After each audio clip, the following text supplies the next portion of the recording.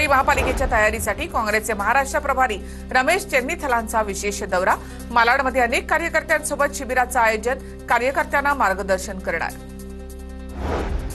जालन्यातील ठाकरे सेनेच्या पदाधिकाऱ्यांच्या बैठकीदरम्यान अंबादास दानवेंना उद्धव ठाकरे यांचा फोन। तुम्ही घट्ट राहा, मी मराठवाड्यामध्ये फिरणारच आहे, काळजी करू नका, उद्धव ठाकरे यांचं आवाहन।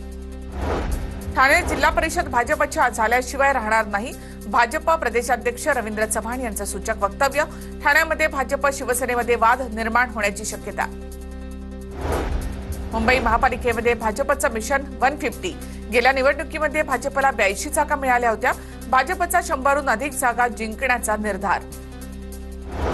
सांगलीमध्ये नगर परिषद निवडणुकीसाठी दोन्ही राष्ट्रवादी एकत्र।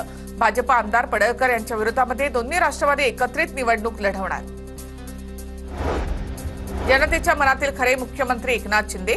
जालन्यामधील भाषणामध्ये आमदार अर्जुन खोतकरांचं विधान, तर आपला नेता मुख्यमंत्री व्हावा असं बोलणं गैर नाही, मात्र महाराष्ट्रामधील जनतेच्या मनातील मुख्यमंत्री फडणवीसच, दरेकरांचं खोतकरांना उत्तर।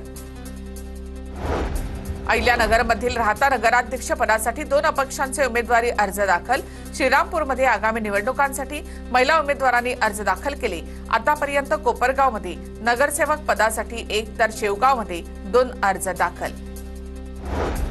सतीश उर्फ खोक्या भोसलेवरील एमपीडीएची कारवाई मंत्रालयीन तज्ज्ञ सल्लागार समितीकडून रद्द। बीड पोलिसांनी त्याच्यावर एमपीडी अंतर्गत कारवाई केली होती।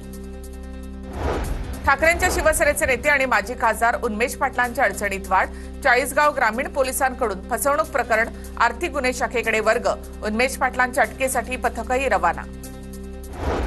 वाशिम जिल्ह्यामध्ये तिसऱ्या दिवशी सुद्धा अर्ज दाखल करण्याची गती मंद। रिसोड नगर परिषदेमध्ये आतापर्यंत अध्यक्षपदासाठी 1 आणि सदस्यपदासाठी 1 असे एकूण 2च अर्ज दाखल।